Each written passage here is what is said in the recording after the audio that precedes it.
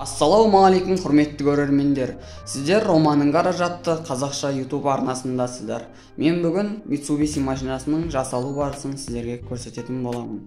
Міне, машина осындай түрде келді. Оң жағынан қатты соққалған.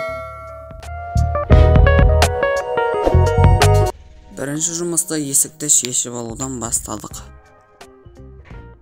Гаражға кіргізіп, екі дөңгелегін тіреп, тартқанға заттарын дайындадық. Білетін болсаңыздар, бұл лебедка осымен тартып, соғылған порокты орнына келтірдік.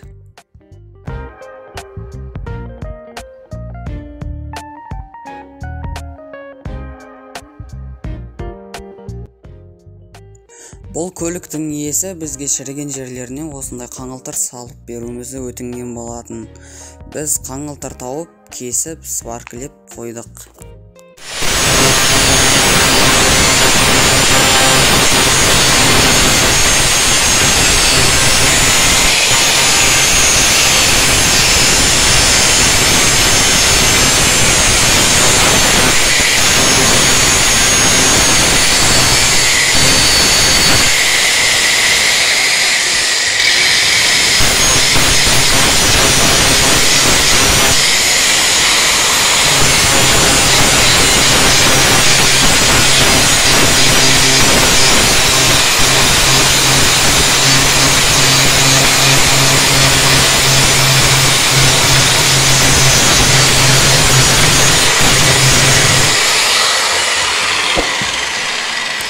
Осымен видеомыз тәмам.